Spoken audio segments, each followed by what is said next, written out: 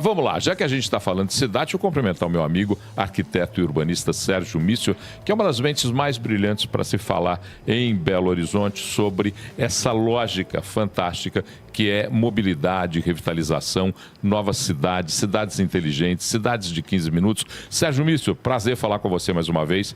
Um ótimo dia para você. Bom dia, Paulo Leite, Antonélio, Carol e quem está nos acompanhando. É um prazer estar com vocês.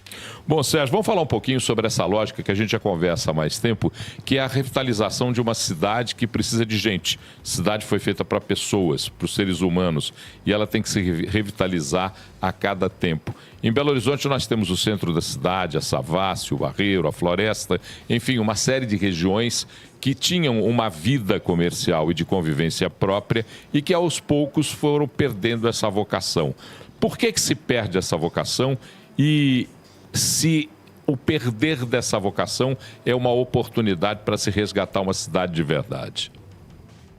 Bom, Paulo Leite, as cidades são estruturas dinâmicas, né? São organismos vivos e têm, felizmente, essa incrível capacidade de se regenerar, repensar e reinventar. Então é natural que Belo Horizonte, que já extrapolou há muito os seus limites administrativos e políticos, e hoje a gente precisa ter um entendimento de uma região metropolitana envolvendo aí 34 municípios e até mesmo os outros 16 municípios do nosso colar metropolitano, já que há uma relação de interdependência entre esses municípios. Muitas pessoas moram, inclusive, fora de Belo Horizonte, mas ainda tem em Belo Horizonte o seu principal destino para oportunidade de trabalho, de renda, de saúde, de educação, de lazer, de cultura e assim também a relação entre outros municípios. Portanto, é necessário sempre repensar diversas áreas e regiões da nossa cidade. E, de fato, como você colocou, diversas porções do nosso território tinham uma determinada vocação e hoje caminham ou em um processo de degradação, de esvaziamento, ou até mesmo de redução da sua dinâmica econômica. Então, é importante esse olhar para que a gente possa repensar a cidade e, principalmente, Paulo, neste momento, trazer mais diversidade de uso, ocupação e até mesmo de renda e oportunidades para essas diversas regiões e centralidades de Belo Horizonte. Ô Sérgio, quando a gente fala, por exemplo, em revitalizar, retrofit, revitalização, redimensão, revocacionamento. Vamos falar um pouquinho sobre isso. É possível pegar, por exemplo, e vamos ser pontuais, o centro de Belo Horizonte, a Savassi, a Floresta, e dar a eles novamente a vida e a importância que esses lugares já tiveram na vida das pessoas? Sem dúvida, Paulo, esse é um ponto de atenção não só de Belo Horizonte, mas das principais capitais brasileiras.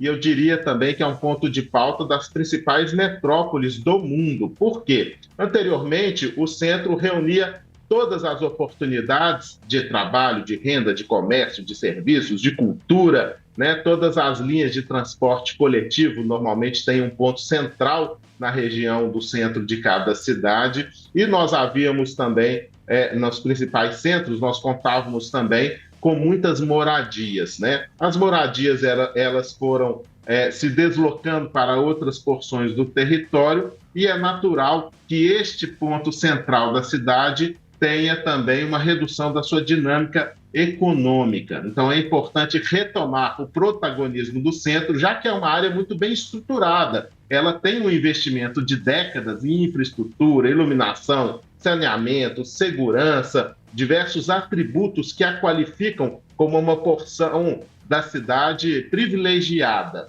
Então, é claro que nós precisamos, no caso do centro de Belo Horizonte, eu não diria revitalizar, porque revitalizar é trazer uma nova vida, como se ela estivesse morta. E basta a gente ir para o centro de Belo Horizonte que a gente percebe que, pelo menos no horário comercial, é um centro pulsante. Mas ele pode ser um centro pulsante e deve durante 24 horas por dia. Então, nós temos experiências não só internacionais, a gente pode pegar como exemplos experiências, né, em Londres, em Paris, em Nova York, em Madrid, em Barcelona, mas trazendo para a nossa realidade do Brasil, a gente percebe alguns projetos muito interessantes recentemente iniciados. Então, o Rio de Janeiro é um bom exemplo, tem um projeto que se chama Reviver o Centro, que teve início em 2021 e que tem instrumentos urbanísticos para potencializar essa transformação do centro. O desafio no Rio de Janeiro era levar mais moradia, né? Maior número de pessoas que pudessem morar no centro da cidade, já que ele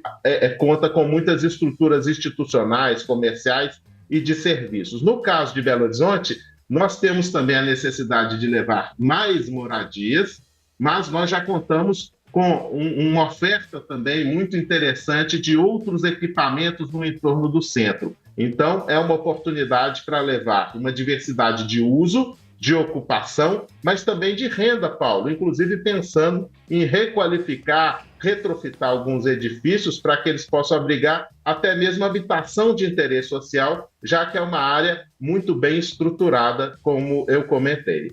Agora vamos falar um pouquinho sobre a cidade de 15 minutos, essa lógica que a gente tem de não precisar sair da onde a gente mora para poder viver a cidade. Essa cidade de 15 minutos resume-se em quê, Sérgio?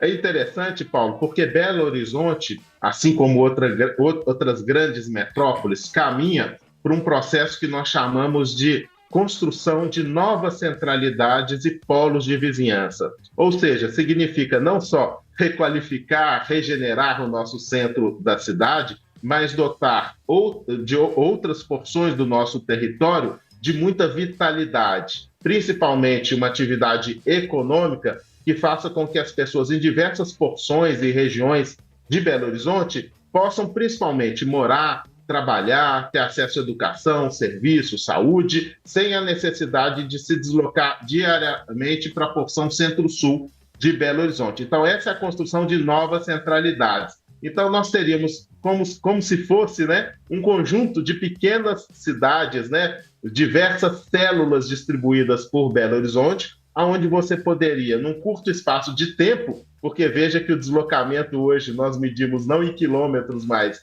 mas em tempo, né? Num curto espaço de tempo, realizar as nossas principais necessidades cotidianas. Então, sair de casa, acessar oportunidade de trabalho, de renda, estudo, saúde, cultura, entretenimento, serviços, tudo num curto espaço de tempo, de cerca de 15 ou 20 minutos. E podendo fazer, Paulo, olha que incrível, até mesmo esses trajetos, prioritariamente, a pé ou de bicicleta. Então, claro que isso ainda é um sonho dentro da realidade de Belo Horizonte, mas a política urbana e os diversos instrumentos sociais, econômicos, urbanísticos, ambientais, podem apoiar e catalisar, potencializar esse processo de constituição de inúmeras centralidades. Agora, atualmente, Belo Horizonte está investindo com recursos, né, daquela outorga onerosa no fortalecimento de 9 centralidades, justamente nas 9 regionais, para que a gente tenha, num futuro próximo, essa realidade do conceito de uma cidade de 15 minutos. Ou seja, durante um tempo de 15 minutos, você poder acessar suas principais necessidades cotidianas. Não sei se eu consegui explicar rapidamente, mas esse é o conceito cunhado por um franco-colombiano, que é o Carlos Moreno, que tem assessorado a Ana Hidalgo, que é a prefeita de Paris, que tem adotado esse conceito de cidade 15 minutos. Bom, rapidinho, eu dou um minuto para você me dizer rapidamente, com toda a sinceridade, do cidadão, do arquiteto e do urbanista. Belo Horizonte tem jeito na convivência e na transformação da cidade? Um minuto para você, Sérgio.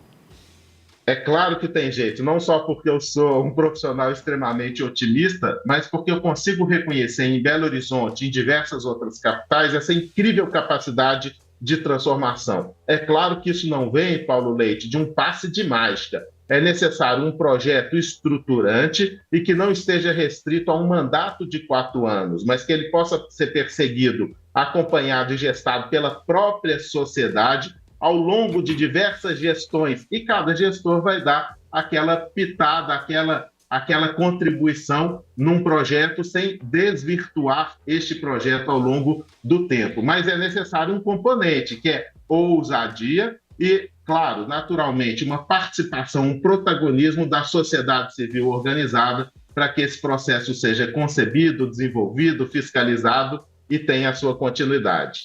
Muito obrigado, Sérgio Missior, arquiteto e urbanista, conversou com a gente aqui no Central 1. Muito obrigado, um ótimo dia para você.